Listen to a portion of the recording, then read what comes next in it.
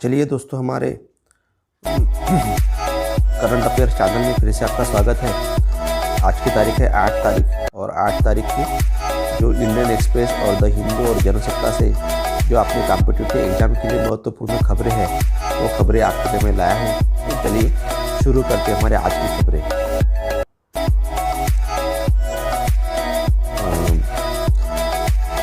अभी ये किया मैंने कि हमारे एक दोस्त बोल रहे थे कि आपको जो है सवाल और जवाब जो है वो जब ऑलरेडी आप यहाँ पे दे रहे हैं तो वो फिर से पढ़ने की कोई ज़रूरत नहीं है। ज़्यादातर लोग पढ़ रहे हैं बोले, लेकिन ऐसा कोई ज़रूरत नहीं पढ़ने की, आप उनको भी पढ़ने का मौका दीजिए। तो इस वजह से आज से मैंने ये जो सवाल जो है, ये सवाल पहले केवल मैं इंग्लिश में लेता था, और इंग्लिश में लेने के कारण मैं उसका हिंदी में ट्रांसलेट करके बताता था, ताकि दोनों जो है इंग्लिश और हिंदी वाले हमारे जो व्यूअर्स जो है उनको पता चल सके। लेकिन अभी मैंने क्वेश्चंस और आंसर जो है, क्वेश्चंस दोनों, मतलब एक हमारा इंग्लिश में मैंने दिया हूँ और दूसरा मैंने हिंदी में दिया, और उसके जो आंसर जो है वो नीचे दिया हूँ। तो इससे कुछ एक्सप्लेनेशन अगर है तो वही मैं उसी की मैं चर्चा करूँगा। बाकी जो सवाल जो जवाब जो है वो आप खुद पढ़िएगा, ताकि आपको पढ़ते पढ़ते आपको भी खुद को इसका पता चलेगा, और सवाल जो है उसका मैं एक्सप्लेनेशन आपको दूंगा। तो हमारा पहला जो सवाल जो है,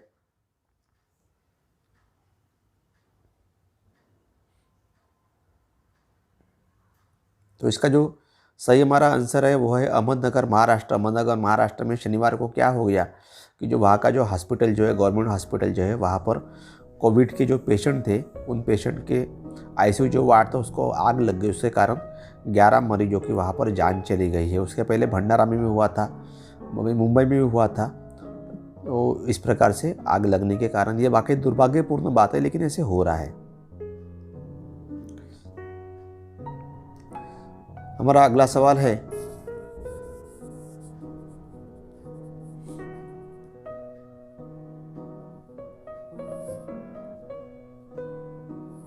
तो इसका सही सवाल आंसर जो है वो है चुम्बी वैली।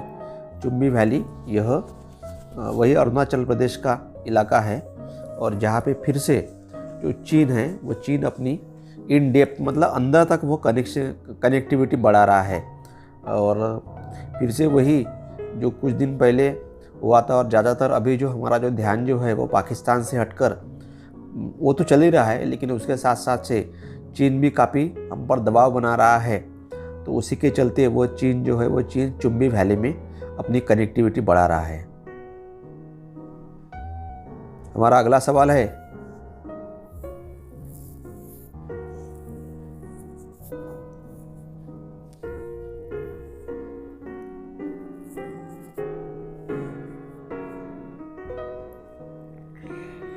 तो देखिए ये संपन्न हो रहा है, ये सिलचर आसाम में हो रहा है। सवाल थोड़ा सा अलग अलग प्रकार के होने, अगर ये है 3 दिवसीय पूर्वोत्तर ग्रीन सम्मेलन कहाँ संपन्न होने जा रहा है? सिलचर आसाम में होने जा रहा है। सिलचर आसाम में अभी क्या संपन्न हो रहा है? 3 दिवसीय पूर्वोत्तर ग्रीन सम्मेलन समाप्त हो रहा है। तीसरा सवाल, इसकी थीम क्या है? तो ये थीम है इसकी, grinning after Covid, regional cooperation, innovation and entrepreneurship. मतलब एक ही इससे जानकारी से आपको वेरियस टाइप के क्वेश्चंस आपने बनाने चाहिए। तो 3 दिवसीय पूर्वोत्तर ग्रीन से सिलचर में हो रहा है। सिलचर आसाम में क्या हो रहा है? 3 दिवसीय पूर्वोत्तर ग्रीन सम्मेलन हो रहा है, और उसकी थीम क्या है? तो ये थीम ये है, grinning after Covid, regional cooperation, innovation and entrepreneurship. ठीक है।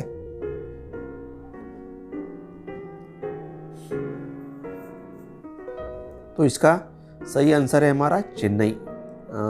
ये सवाल देने का कारण ये है कि हमारी जो वंदे भारत एक्सप्रेस जो है, वंदे भारत एक्सप्रेस ट्रेन 18, तो उसकी जो सेकंड जो पहले 2 रैक तो निकल गए, लेकिन जो 3rd रैक जो है बनी वो मार्च में निकलने वाली है, और ये बनाना चालू है इंटीग्रल कोच फैक्ट्री। तो इंटीग्रल कोच फैक्ट्री कहाँ पे है? इसको ज़्यादातर जाना जाता है आईसीएफ में जाना जाता है।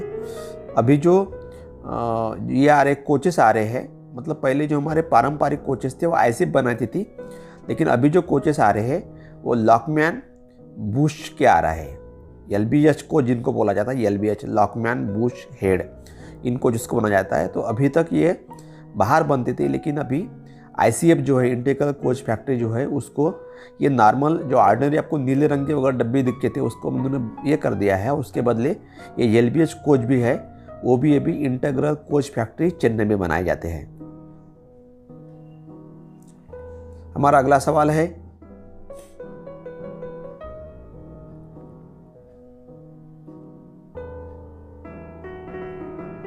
तो क्या हो गया था कि हमारा जो ये था देश जब आज़ाद जब हुआ तो हमारे साथ साथ पाकिस्तान भी बना, लेकिन पाकिस्तान के लिए जहाँ पर मुस्लिम भाषिक ज़्यादा है तो ऐसे दो वहाँ पे ये चुने गए। एक तो हमारे पश्चिम बंगाल के बाजू वाला ईस्ट पाकिस्तान और वो पाकिस्तान मतलब इस्लामाबाद वाला पाकिस्तान। तो फिर क्या हो गया कि 1971 में भारत ने मदद की बांग्लादेश की, और बांग्लादेश को मतलब ईस्ट पाकिस्तान को जो है, ईस्ट पाकिस्तान को वह पाकिस्तान से उन्होंने अलग कर दिया और उसका बना बांग्लादेश बना।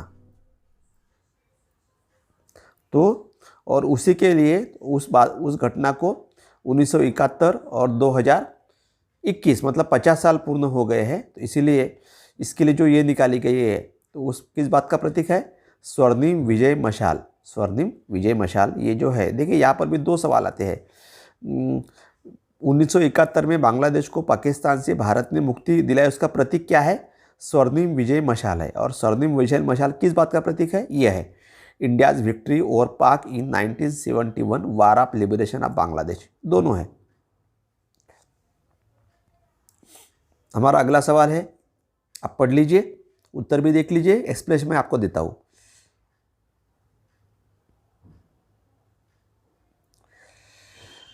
तो इसका सही आंसर हमने अभी पढ़ा, श्रीनगर जम्मू एंड कश्मीर। क्या होता है कि जब भी उनके जो सिविल एविएशन मिनिस्ट्री जो है, तो उनके नॉर्म के अनुसार अगर जितने हमारे पैसेंजर है उससे अगर एक्सीड हो जाते हैं तो उसको मेजर एयरपोर्ट करके दिया जाता है। तो श्रीनगर में उसकी जो संख्या जो है वो संख्या बढ़ने के कारण श्रीनगर जम्मू एंड कश्मीर में उस एयरपोर्ट को मेजर एयरपोर्ट करके घोषित किया गया है।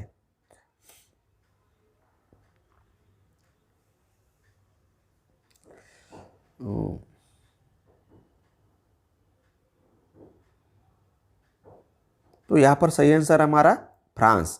भारत के जो NSA जो है अजित डोवाल ने वहाँ के जो राष्ट्रपति है इमैनुअल मैक्रोन, उनके जो सुरक्षा सलाहकार है उनके साथ वहाँ पे मुलाकात की, और ये काफ़ी महत्वपूर्ण मुलाकात है। क्या हो गया कि दो बातों के कारण फ्रांस हम थोड़े नज़दीक आ गए। एक तो क्या हो गया कि फ्रांस ने मतलब फ्रांस के साथ से ऑस्ट्रेलिया ने अपना ये जो है एक पनडुब्बी का पहले ये किया था, अपना पनडुब्बी का एक खरीदी करने का एक कॉन्टैक्ट किया था, लेकिन इन समय पर फ्रांस के साथ में इन्होंने यह ऑस्ट्रेलिया ने ये कर दिया, कैंसिल कर दिया, और वह इसके साथ जुड़ गए, अपने अमेरिका के साथ जुड़ गए। साथ साथ में हमारा एक ये तो है आपको पता है रशिया क्वाड करके हमारा ये है एक इंडिया के साथ मिलकर है, लेकिन उसके साथ साथ में AU नाम सुना होगा आपने, AUKUS मतलब ऑस्ट्रेलिया, यूनाइटेड किंगडम और यूनाइटेड स्टेट्स। देखिए ऑस्ट्रेलिया, यूनाइटेड किंगडम और यूनाइटेड स्टेट्स इन्होंने मिलकर AUKUS करके एक नया फिर से अलग किया। तो इसमें से फ्रांस थोड़ा सा अलग पड़ गया था, अलग थलग हो गया था 2-3 घटनाओं के कारण। इस वजह से हमारे अभी राफेल का आपने नाम सुना होगा, वो भी हमको फ्रांस से मिल रहा है। तो फ्रांस और भारत के काफ़ी डिफेंस में काफ़ी अच्छे रिश्ते हैं, उसी के कारण ये सामरिक स्ट्रैटेजिक डायलॉग पर महत्वपूर्ण बातचीत हमारे NSA और वहाँ के सुरक्षा सलाहकार दोनों ने मिलकर की। अगला सवाल हमारा ये है,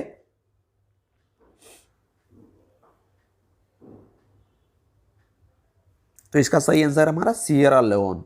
सिएरा लियोन की राजधानी है फ्री टाउन। उल्टा भी प्रश्न है कि फ्री टाउन किसकी राजधानी है? सिएरा लियोन की। और सिएरा लियोन की राजधानी का नाम क्या है? Free town. ये दोनों है हमारे। तो वहाँ पे 100 लोगों की मौत हो गई और उसी के कारण ये थोड़ा चर्चा में रहा हमारे सिएरा लियोन, और इसकी राजधानी का नाम है फ्री टाउन। ये देख लीजिए, फ्री टाउन, ठीक है, फ्री टाउन। हमारा अगला सवाल है, आप पढ़ लीजिए, उत्तर भी देख लीजिए।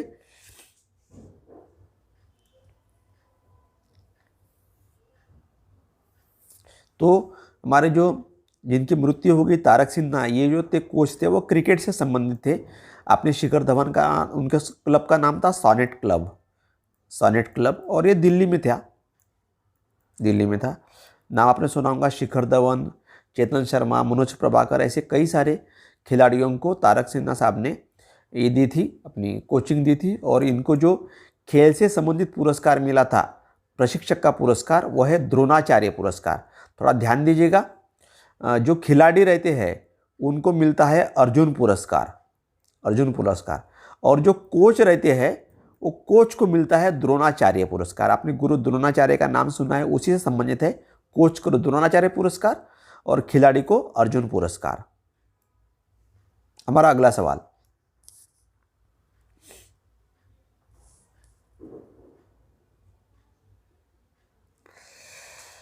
तो यहाँ पर हमारा सही आंसर है हमारा कि मनु भाकर, ये भारत की है, ये है चैंपियन शूटिंग वाली है, और यह है ईरान के जावेद फरोगी। इन दोनों ने मिलकर वहाँ पे स्वर्ण पदक जीता है। ये कहाँ पे हुआ? ये व्रोक्लाव, पोलैंड में, व्रोक्लाव, पोलैंड। कौन सा कप है ये? President cup. और किससे संबंधित है प्रेसिडेंट कप? शूटिंग चैंपियनशिप से। देखिए थोड़ा ध्यान दीजिएगा, प्रेसिडेंट कप, शूटिंग चैंपियनशिप, व्रोक्लाव कौन से देश में है? पोलैंड में है। किस जोड़ी ने जीता है? मनु भाकर। ये कहाँ से संबंधित है? इंडिया से। और दूसरे कौन है? ये भी ओलंपिक के खिलाड़ी रह चुके हैं, ये जावेद फरोगी। और ये किस देश से संबंधित है? ईरान से है। चलिए अगला सवाल आप पढ़ लीजिए, मैं एक्सप्लेनेशन देता हूँ थोड़ी देर के बाद में। तो हमारा इसका सही आंसर है महाराष्ट्र। महाराष्ट्र ऐसा राज्य है कि जो पहली बार बर्ड वीक मना रहा है, बर्ड वीक मना रहा है। तो सवाल 2-3 होते हैं कि महाराष्ट्र फिलहाल ऐसा कौन सा राज्य जो क्या मना रहा है बर्ड वीक मना रहा है। और बर्ड वीक कौन सा राज्य मना रहा है पहली बार? महाराष्ट्र मना रहा है। ये देखिए थोड़ा सा मैच द पेयर्स है, एक कॉन्फ्रेंस ऑफ पार्टीज, अभी आपने सुना होगा COP26, COP26 मतलब इसी से पता चलता है कॉन्फ्रेंस ऑफ पार्टीज नंबर 26। तो ऐसे यहाँ पर ये है, ये महत्वपूर्ण है। क्योटो, कोपेनहेगन, पेरिस और ग्लासगो, ठीक है ना। तो ये महत्वपूर्ण ये है जिसमें कुछ हुआ था। क्योटो देखिए कब हुआ है? 1997 को। क्योटो यह है जापान में, जापान में है। कोपेनहेगन यह है डेनमार्क में। पेरिस यह है फ्रांस में। और ग्लासगो यह है स्कॉटलैंड में। देखिए क्योटो कब हुआ? महत्वपूर्ण जोड़िया 97, कोपेनहेगन 2007, पेरिस 2015 और अभी ग्लासगो की है 2021 का। और यह है कॉन्फ्रेंस ऑफ पार्टीज 26। इस सवाल थोड़ा अलग सवाल है, पढ़ लीजिए आप लोग। आंसर का स्पष्टीकरण मैं आपको देता हूं।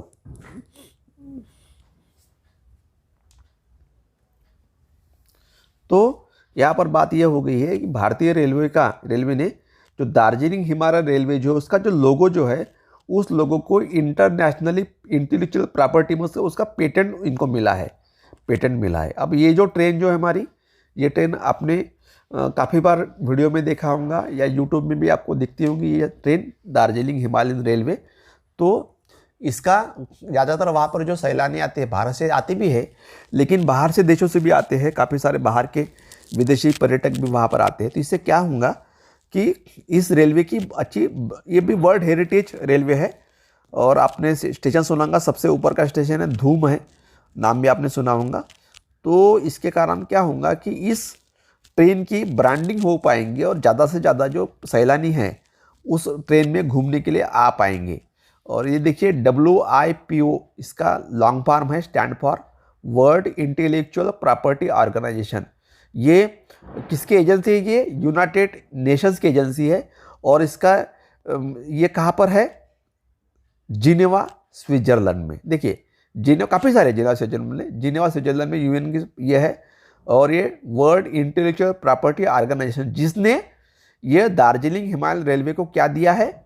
वहाँ पे इनको अपने पेटेंट दिया है। ये एजेंसी कौन सी है? WIPO। किसके एजेंसी है ये? यूनाइटेड नेशंस की। और कहाँ पे है ये? जिनेवा स्विट्जरलैंड में। कौन सी रेलवे को मिला है? दार्जिलिंग हिमालयन रेलवे को।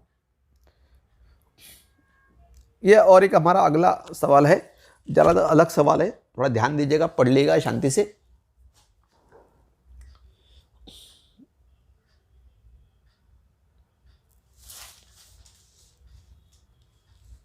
देखिए, तो यहाँ पर यूनाइटेड नेशंस ने वर्ल्ड हेरिटेज साइट जो है स्टैम्प इनको बनाना है, पोस्ट के स्टैम्प। तो इसके लिए भारत की जो है वो 3 रेलवे का इन्होंने चयन किया है। एक दार्जिलिंग हिमालयन रेलवे, अभी थोड़ी देर पहले मैंने बताया इसके बारे में। नीलगिरी रेल जो उडगमंडलम चलती है, कोयम्बटूर से उडगमंडलम चलती है। और तीसरा है कालका शिमला रेलवे।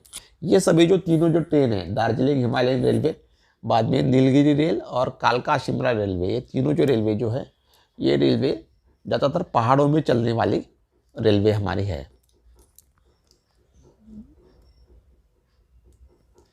अगला सवाल हमारा है,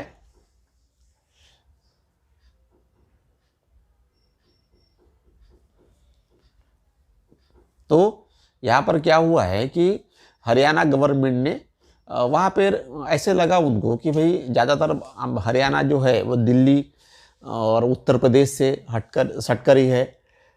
इस वजह से उनको लगा होगा कि बाहर के लोग हमारे यहाँ पे जॉब ले रहे हैं और हमारे यहाँ के जो युवक जो है उनको जॉब नहीं मिल रहा है। तो उसी के चलते उन्होंने क्या किया कि जो ऐसे प्राइवेट सेक्टर जॉब जो है, जहाँ पर जिनकी सैलरी जो है वो 30,000 से कम है, ऐसे लोगों को, ऐसे जॉब्स के लिए उन्होंने हरियाणा के यूथ लोगों के लिए 75% उनको आरक्षण किया है। यह प्रदेश है हरियाणा।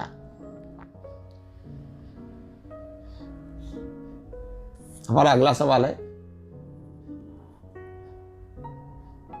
तो वारेन बफेट का नाम आपने सुना ही है, सबसे बड़े इन्वेस्टर है और उनकी कंपनी का नाम है बर्कशायर हाथवे।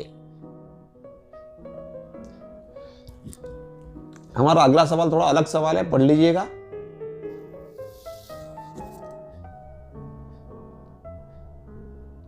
तो हमारी जैसी यह सवाल मैंने लिया था एक बार, तो हमारी जैसी पार्लियामेंट है, संसद, उसी प्रकार से वहाँ पर है बुंडेसटैग। तो ऐसी अभी जो वहाँ पर इलेक्शन हुए और एंजेला मार्केल जो चांसलर थी, हम उनको पहचानते भी है, उनकी हार हो गई और दूसरी पार्टी वहाँ पे आ गई। तो ऐसी जो होने के कारण हुई जर्मनी फर्स्ट ब्लैक वुमन, ऐसी अश्वेत महिला जो है उनका नाम है एवेट टैफेसन। तो वह जो है वो पहली बार जर्मनी की पार्लियामेंट में चुन के आई हुई है।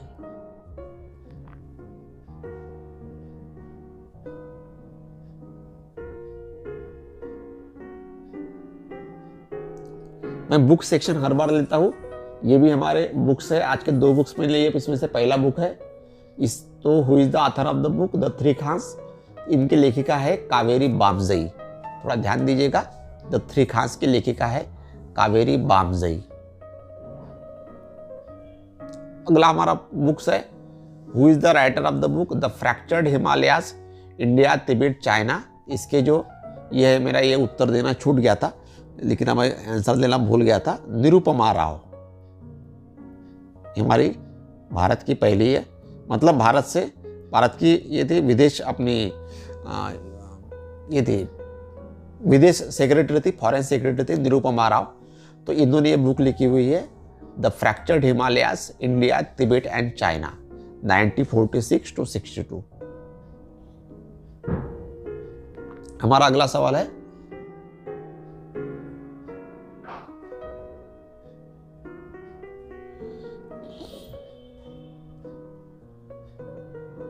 तो कल भी मैंने एक सवाल लिया था इसके लिए कि इंग्लिश और वेल्स क्रिकेट बोर्ड ने ऐसी कौन सी क्रिकेट क्लब है जिनको इंटरनेशनल मैचेस लेने के लिए बंद कर दिया था। ये क्या, तो उनका नाम है यॉर्कशायर काउंटी। और उसी के चलते ये जो अजीम रफीक है, इन्होंने माइकल वान के खिलाफ में ये कहा था कि जब मेरे खिलाफ ऐसी प्रकार से टिप्पणी की गई तो इन्होंने कुछ नहीं किया। और इसी के चलते माइकल वान को अपने भारत में भी आए थे, ये इंग्लैंड के पूर्व कैप्टन थे, तो अभी तो रिटायर हो चुके हैं, तो इनको बीबीसी के शो से बाहर कर दिया।